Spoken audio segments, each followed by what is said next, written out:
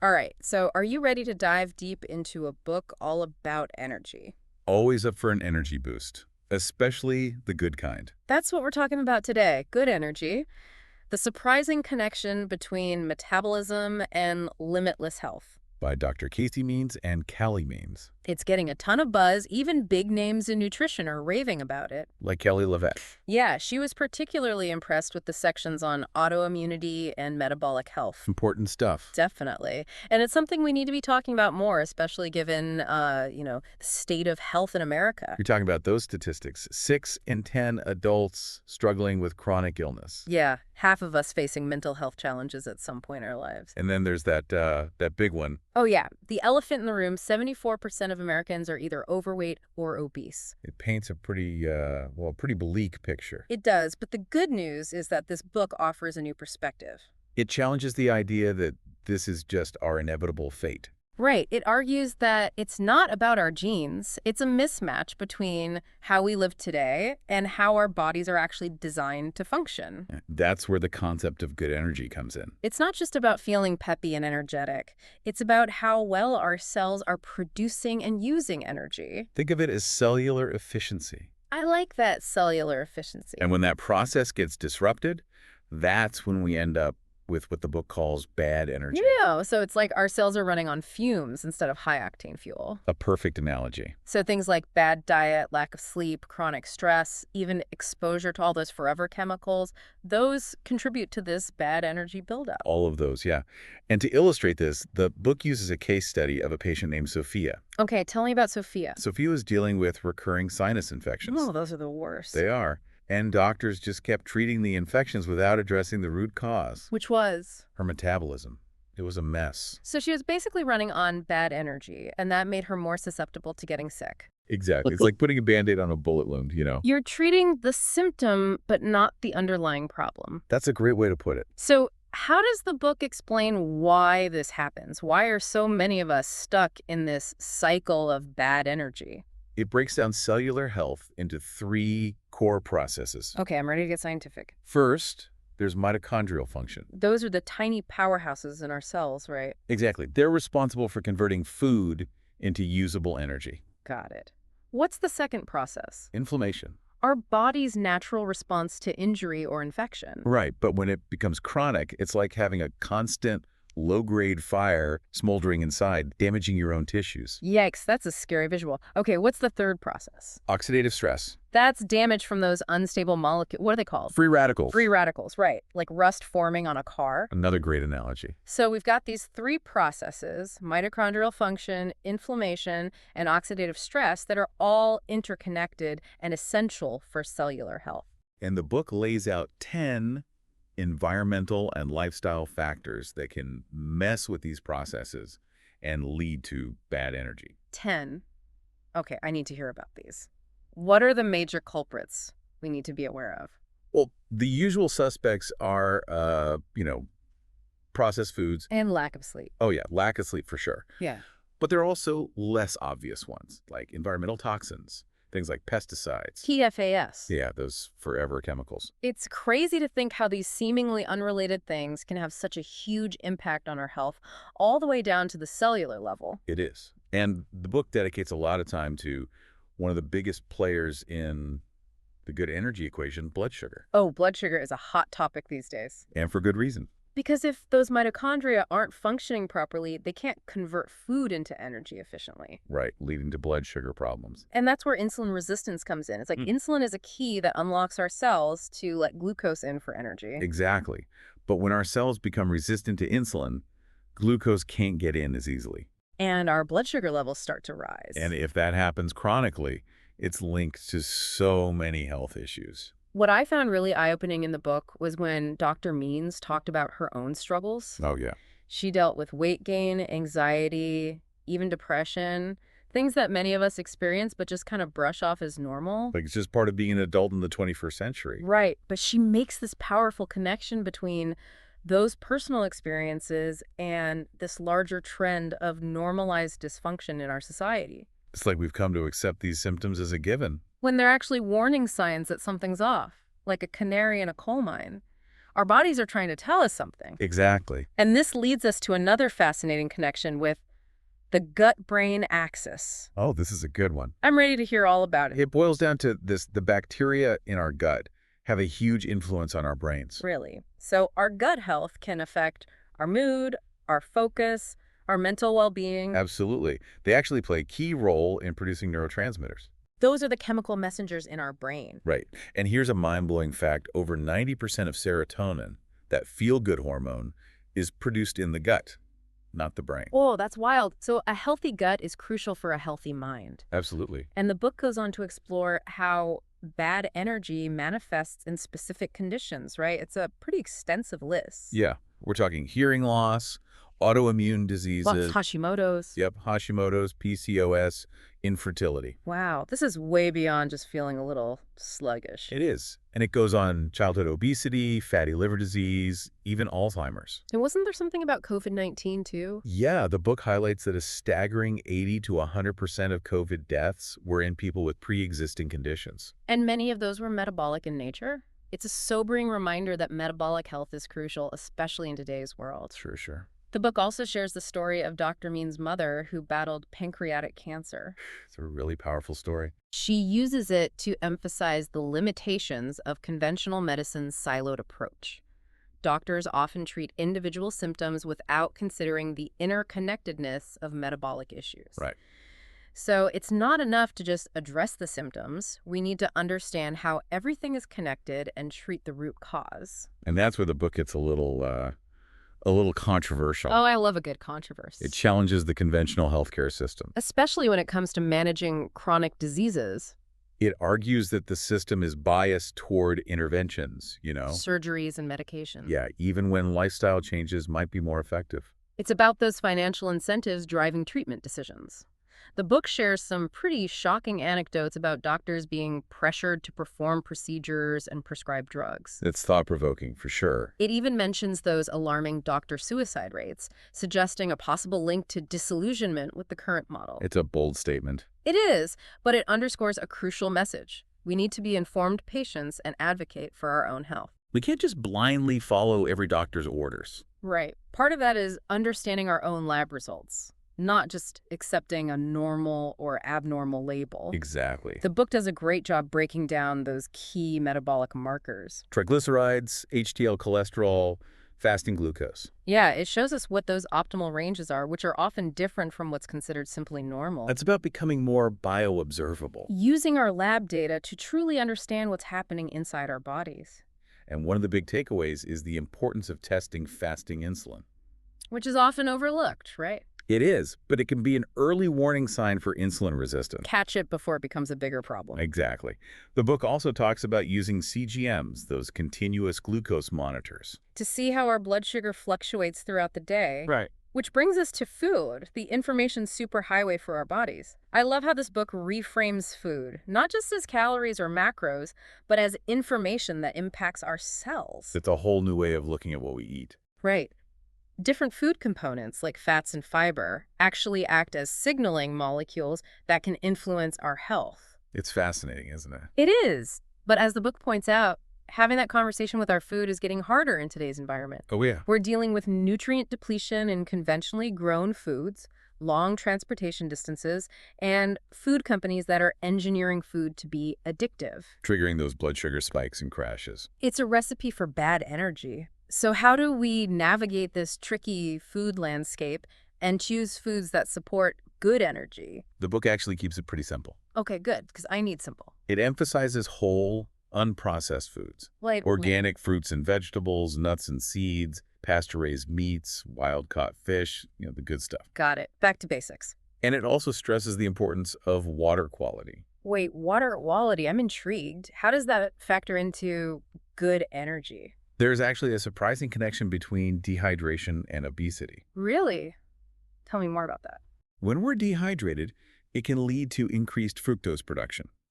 And fructose contributes to fat storage. That's a connection I never would have made. It also discusses the differences between conventional, organic, and regenerative farming practices. And how those impact nutrient content and environmental sustainability. Right. It really makes you think about where your food comes from and what you're putting into your body. So, to recap, we need to choose whole, unprocessed foods whenever possible and drink plenty of good quality water. That's the foundation. But what about the foods we need to avoid? The book talks about the unholy trinity of foods that sabotage our metabolic health, right? Because All right, lay it on me. What are those three bad boys? number one, refined grains. White bread, pasta, pastries, anything made with white flour. They've been stripped of their nutrients and fiber, right? Exactly. What's left is mostly starch, which quickly converts to sugar in your body. So it's all about minimizing those blood sugar spikes. Exactly. Number two on the list is, of course, refined sugar. That's an easy one. White sugar, high fructose corn syrup, all those added sugars hiding in processed foods. It's everywhere. It is. Right. And while we all know that sugar is bad for us, it's important to understand why. Why is it so detrimental to our health? Excess sugar overwhelms our mitochondria. Those little energy powerhouses. Right. And that leads to insulin resistance and all sorts of negative health consequences. The book mentioned a pretty disturbing statistic about the average American's sugar intake, didn't it? Yeah, a whopping 42% of our calories come from foods that convert directly to sugar. That's almost half our diet. No wonder we're facing a health crisis. It's pretty alarming. All right, are you ready for the final boss of the bad energy food world? Hit me with it. Processed seed oils. Canola, soybean, sunflower, corn oil, all of those. All of those. They're in practically everything. Oh, wait, I thought those were supposed to be the heart-healthy oils. That's where the marketing gets tricky. While they're touted as healthy, these oils are high in omega-6 fatty acids. And while omega-6s aren't inherently bad, they can cause problems when we consume them in excess. Right. It throws off the balance of omega-3s to omega-6s in our bodies. And that imbalance can fuel inflammation. Exactly. Plus, the way these oils are processed with high heat and chemical solvents can damage their quality. Making them even worse for us. Yep. So it sounds like sticking to olive oil, avocado oil, coconut oil, those are the good guys. Those are your best bets. Okay, so we've covered the unholy trinity of foods to avoid. But what about the things we should be eating more of? Ah, yes, those key micronutrients that are essential for good energy. All right, give me the rundown on those micronutrient superstars. Well, there's vitamin D, magnesium, zinc, CoQ10. These are just a few that play a crucial role in those cellular processes we talked about. And the book does a great job of explaining why these nutrients are so important. It's not just about telling you to eat them. It's our understanding how they support your body at a cellular level. Empowering us to make informed choices. It's I'm also curious about fiber and polyphenols. Those are getting a lot of attention these days. for good reason. Fiber is, well, it's essential for gut health, of course. And it helps regulate blood sugar. Right. And polyphenols, those plant compounds, have potent antioxidant and anti-inflammatory properties. So they protect our cells from damage. You got it. Fruits, veggies, legumes, we need to load up on those. Absolutely. The book actually references a fascinating study called the American Gut Project. Oh, I heard of that one. They found a strong correlation between the diversity of plants in our diet and the health of our gut microbiome. Back to that gut-brain connection. So a diverse diet equals a happy gut and a happy brain. It all comes full circle. What about protein? Where does that fit into the good energy equation? Protein is super important, especially an amino acid called leucine. Leucine. Yeah, it's essential for muscle growth and metabolic health. So lean meats, fish, beans, lentils, those are all good sources, right? All good sources of protein and leucine. Perfect. The book also gives some guidance on choosing protein powders, right? Yep, if you're into that. Okay, so we've talked about the unholy trinity of foods to avoid, the micronutrients we need more of, and the importance of fiber, polyphenols, and protein. Anything else we need to cover on the food front before we move on? Well, the book goes into more detail about those processed seed oils. Right, how they disrupt the delicate balance of omega-3s to omega-6s in our bodies. And it reiterates the problems with refined grains. How they lack fiber and spike blood sugar. Exactly. Not all carbs are created equal. That's for sure. And of course, it drives home the dangers of excess sugar. That 42% statistic is really hard to ignore. Oh, it is, but knowing is the first step, right? So what can we actually do to combat those sugar cravings and keep our blood sugar from going haywire? Well, the book offers some practical strategies. Okay, I'm all ears. Give me the tips. Focus on protein and fiber at every meal. Add things like vinegar or cinnamon to your food. Really? Vinegar and cinnamon? Yep, they can actually help stabilize blood sugar. I'll have to try that. Also, incorporate resistance training into your routine. Lift those weights. And maybe experiment with tightening your eating window, like with time-restricted feeding. So it's not just about what we eat, it's when we eat. Exactly. What else? Practice mindful eating and try to avoid those late-night meals. And definitely avoid alcohol close to bedtime. That can really throw your blood sugar off. It's like a holistic approach to blood sugar management. It is. It's about making choices that support stable blood sugar throughout the day. Which is key for that good energy we're all striving for. But wait, there's more to this energy equation. You bet.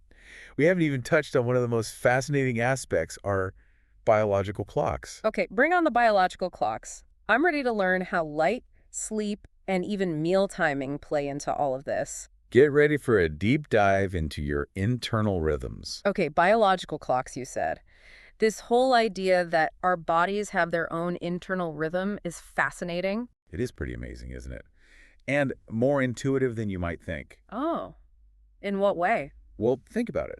Our bodies evolved to function in sync with the natural world, right? Sunrise, sunset. Yeah, the changing seasons, No. all of that. Right back when we were living in caves and hunting woolly mammoths. But how does that ancient wiring affect us today, in our modern world with artificial lights and our 2047 lifestyles? Well, that's the problem. Our modern lives often clash with those natural rhythms. And that throws our metabolism off. Exactly. Last time you mentioned this concept of social jet lag. What exactly does that mean? Think about what happens on weekends. We stay up later, we sleep in, right? Yeah. And then Monday morning rolls around and that alarm jolts us awake. Forces our bodies back onto a different schedule. Exactly. So even if we're getting enough sleep overall, that inconsistency can mess with our metabolism. It's like we're constantly traveling across time zones without letting our bodies adjust. A perfect analogy. The book also spends a good amount of time talking about light exposure, especially sunlight. Oh yeah, light is crucial. We all know that sunlight is important for vitamin D, but is there something more to it than that when it comes to good energy? Absolutely.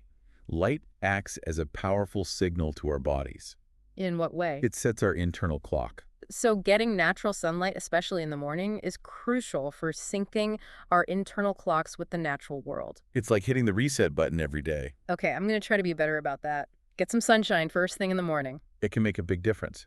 And it's not just about the amount of light, it's also about the type of light. What do you mean? Well, think about artificial light. Especially the blue light that's emitted from our screens. Exactly. Mm. That can disrupt our circadian rhythm, Makes it harder to fall asleep and stay asleep. Exactly.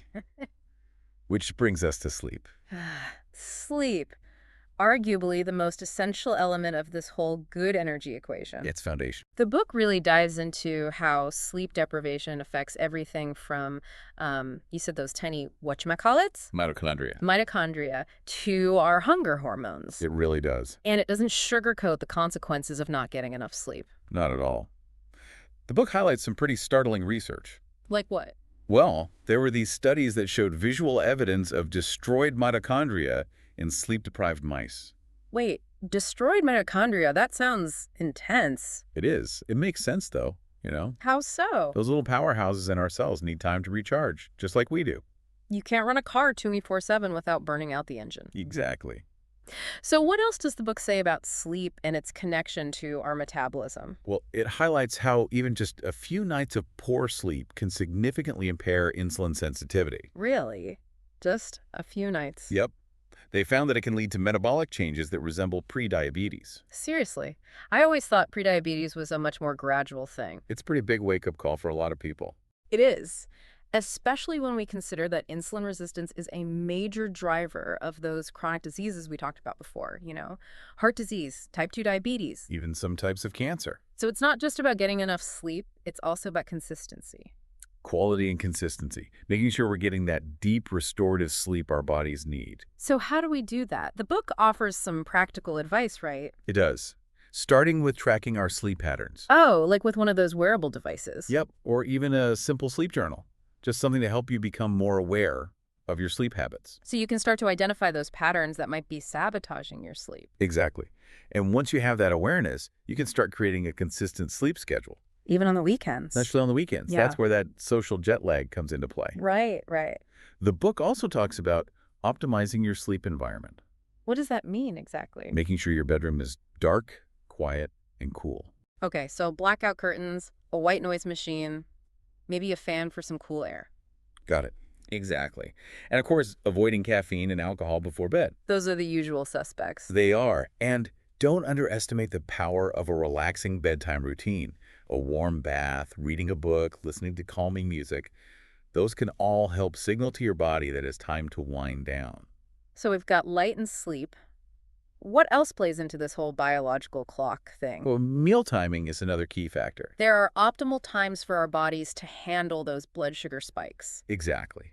The book explains how insulin sensitivity naturally fluctuates throughout the day. So there are times when our bodies are better equipped to handle those carbs. Right. Insulin sensitivity actually peaks in the morning and declines in the evening. So it's not just about what we eat, but when we eat. Exactly. Eating in alignment with these natural rhythms can really optimize blood sugar control. So a big breakfast, a moderate lunch, and a light dinner. Is that the general idea? It's a good starting point. But the book goes into more detail about specific strategies for timing your meals and snacks to keep your blood sugar stable. I can't wait to read all about that. You know, the book also talks about Dr. Means' experience during her surgical residency when she was working those crazy long hours and was severely sleep deprived. What was the takeaway from that story? Oh man, that story is so powerful.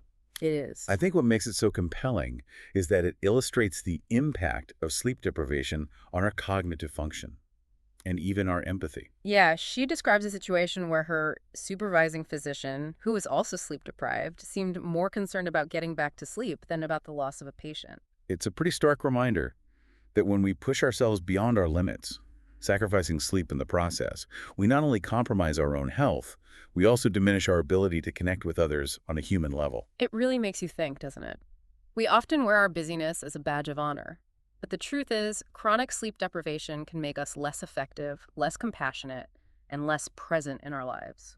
We end up operating on autopilot. And the book argues that this constant pursuit of productivity and achievement is actually at odds with our natural rhythms. It's like we're trying to outsmart our biology, and ultimately, it's a losing battle. It is. So embracing a more natural rhythm, one that aligns with our biological clocks, is not only good for our physical health, but also our mental and emotional well-being. It allows us to be more present, more connected, and more compassionate.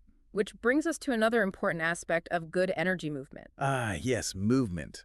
I was wondering when we'd get to exercise. What's the book's take on hitting the gym? Well, it actually challenges the conventional notion of exercise as a separate, structured activity. So we don't necessarily need to be logging hours at the gym to reap the benefits of movement. Not necessarily. The book points out just how sedentary our modern lives have become. We sit at desks, we commute in cars, we spend our leisure time staring at screens. It's a far cry from how we evolved to move. Right, back when we were chasing down those woolly mammoths. Exactly. So our bodies are craving more movement. They are. And the book advocates for integrating movement throughout our day, rather than just squeezing in an hour at the gym. So taking the stairs instead of the elevator, walking or biking to work, standing up every hour to stretch, those all count. All of those, yeah. It's about making movement a natural part of your life, not something you have to schedule in. I like that. So we don't all have to become marathon runners or CrossFit junkies. Exactly. In fact, the book calls out the dangers of excess sitting, even if you exercise regularly. Hold on, so you're telling me that even if I hit the gym 5 days a week, spending the rest of my day glued to a chair is basically undoing all that hard work? The research suggests that it is. Prolonged sitting is an independent risk factor for so many health problems, regardless of your exercise habits. Okay, you've officially convinced me to get up and move around more, but I'm still curious about how movement actually boosts our energy on a cellular level. Well, one way is that regular movement increases mitochondrial biogenesis. Mitochondrial what now? Biogenesis. It's a fancy way of saying the creation of new mitochondria. So the more we move, the more of those little energy powerhouses we have in our cells. You got it. And movement also improves insulin sensitivity, enhances fat burning, reduces chronic inflammation. It's like a magic bullet for metabolic health. Not magic, it's science. And the book really emphasizes that focusing on complex exercise protocols can distract us from the simple need to just move our bodies more throughout the day. Sometimes we overcomplicate things when the solution is right in front of us. Exactly. What kind of movement does the book recommend? It encourages us to explore non-exercise movement. Like what? walking or biking for transportation, using a standing desk, even just fidgeting and pacing more. So it's about finding opportunities to incorporate movement into our daily lives, even if it's just for a few minutes at a time. Exactly. Every little bit adds up. And then the book introduces this somewhat surprising concept of using heat and cold exposure as hormetic stressors. Hormetic stressors. That sounds a little intimidating. It's not as scary as it sounds. Think of it as giving your cells a little workout. A short burst of heat or cold can make them stronger and more resilient over time. Interesting. So exposing our bodies to those temperature extremes can actually trigger beneficial adaptations. That's the idea. So things like saunas, cold showers, and those trendy cold plunges everyone's talking about, those can actually be good for us. The research suggests that they can be, yeah. It's about activating our body's natural resilience mechanism. I'll have to give that a try. I think you'll be surprised by how good you feel. Now, let's shift gears a bit and talk about minimizing our exposure to environmental toxins. Okay, those pesky toxins we talked about before. Yep, the forever chemicals, pesticides, all that. The book dives a bit deeper into this and discusses the limitations of the FDA's GRAS designation. Those chemicals that are generally recognized as safe, but are they really safe? That's the question. That's the million-dollar question. And the book argues that our current regulatory systems are inadequate. They are. We're exposed to far more harmful chemicals than we realize. That's the scary truth. So it's not just about what we put into our bodies, it's also about what we're exposed to in our environment, right? Exactly. So what are some of the top offenders we need to be aware of? Well, the book highlights 5 main categories of endocrine-disrupting chemicals. Endocrine disrupting, meaning they mess with our hormones. Exactly. And they can contribute to metabolic dysfunction. Okay, so what are these hormone-disrupting villains we need to watch out for? Number 1, pesticides. Those are widely used in conventional agriculture. Right. And they can linger on our food. Yet another reason to choose organic whenever possible. Absolutely. What's next? Phthalates. Phthalates. Those are found in plastics, right? Yeah. And cosmetics. Oh, and scented products. Like air fresheners, candles, even those plug-in things. So we need to be mindful of not just our plastic use, but also those fragrance-laden lotions and potions we're slathering on our bodies. Right. Okay, what else? So PA. Another plastic offender. Often found in food containers, water bottles. Time to ditch those plastic water bottles once and for all. For sure. What are the last two? PFAS. Those forever chemicals that we talked about before? Yep, they're incredibly persistent and accumulate in our bodies over time. And they wreak havoc on our mitochondria. They do. And last but not least, dioxins. Dioxin. They're byproducts of industrial processes and burning trash. So another reason to support those eco-friendly practices and reduce our waste. Absolutely. But with all these toxins seemingly lurking everywhere, how do we actually minimize our exposure in our daily lives? It can feel overwhelming, but the book offers some practical tips. Things like choosing organic produce whenever possible, filtering your water, avoiding plastic food containers, using natural cleaning products. Opting for those unscented personal care items. Exactly. It's a good reminder that we have more control over our environment than we often realize. We do. And now, for the grand finale. The mind-body connection. I was wondering when we'd get to this. The book really emphasizes the importance of mental and emotional well-being for good energy. It's all connected. It is. And it starts by acknowledging the pretty alarming statistics on depression, anxiety, and stress in our modern world. We're facing a mental health epidemic. We are. But the book kind of reframes these issues. Instead of viewing them as individual problems to be solved, it suggests that they might be symptoms of something much bigger, like this disconnect from our natural state of well-being. That's a powerful perspective shift. It is. And then the book goes on to explore how chronic stress and fear directly impact our metabolism. Bringing us back to those cellular processes. Right. So how does our mental state actually affect our energy production at the cellular level? Well, when we're stressed or fearful, our bodies release hormones like cortisol. That's that fight or flight response. Exactly. And in short bursts, cortisol can be helpful. Helps us deal with those immediate threats. Right. But when that stress becomes chronic, that's when things start to go wrong. Because chronic stress keeps those cortisol levels elevated. Which disrupts metabolic processes. Leading to insulin resistance, inflammation, oxidative stress, the whole shebang. It's a vicious cycle. Stress leads to bad energy, which can then worsen our mental state, which leads to more stress. And the dominoes keep falling. They do. So it's not just about our physical health, Chronic stress also affects our minds. The book mentions how it can impair cognitive function, Yeah, makes it harder to focus, make decisions. control our impulses. It's a recipe for burnout, both mentally and physically. So we need to find ways to manage that stress and cultivate mental and emotional well-being. We do. Thankfully, the book offers some practical advice for doing just that. It does. Okay, I'm ready for my stress management toolkit. What are some of the strategies the book suggests? Things like therapy or counseling, mindfulness practices like meditation and yoga, Spending time in nature. spending time in nature, absolutely. Yeah. Even cultivating gratitude and engaging in creative pursuits. So it's about finding those things that help us shift out of that constant state of stress and into a more relaxed and present state of being. Exactly. And that brings us to the final section of the book, which takes a more philosophical approach, exploring the interconnectedness of life.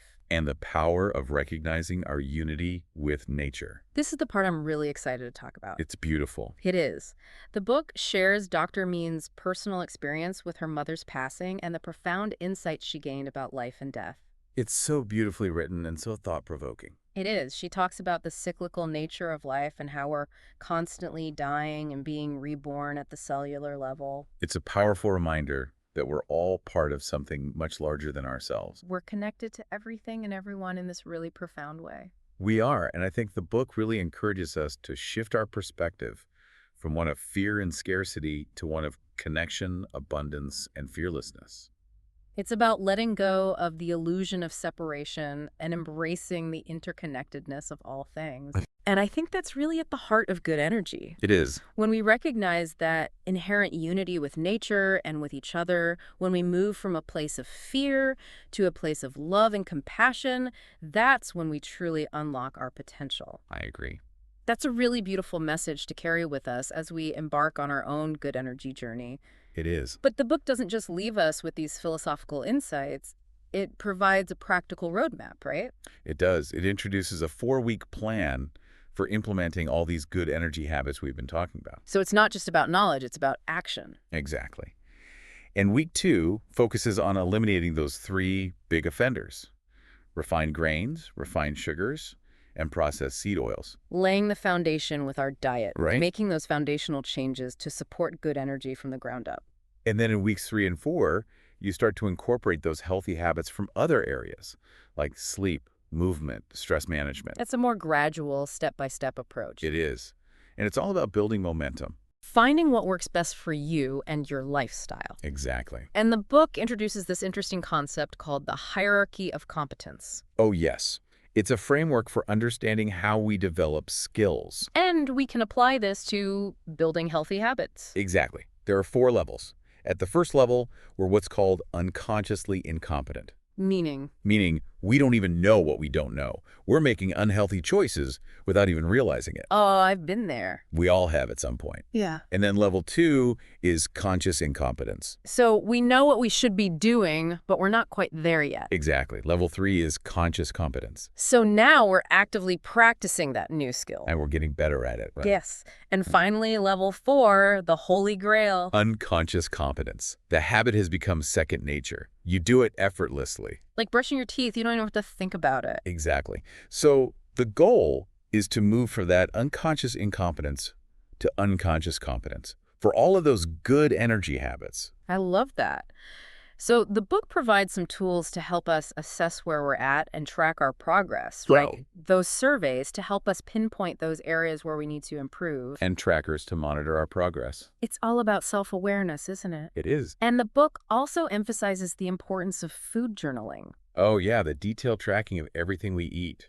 Even those little snacks and bites we tend to forget about. Everything counts. It really helps us see those patterns in our eating habits that might be sabotaging our good energy. And it mentions using a glucometer or CGM. Oh yeah, to see how our blood sugar responds to different foods. Exactly. I've been wanting to try that. It can be really eye-opening. It's like having a personalized nutrition lab right in your own kitchen. It is. So how many good energy habits does the book lay out? A grand total of 25. 25. That's a lot. It is, but they're all broken down into categories.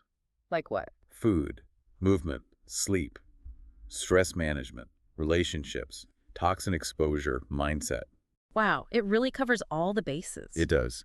The book suggests choosing at least 3 additional habits to focus on in weeks 3 and 4 of the plan. In addition to those core dietary changes from week 2. Right. So it's a personalized approach to building a healthier lifestyle, Exactly. one that fits our own unique needs and preferences.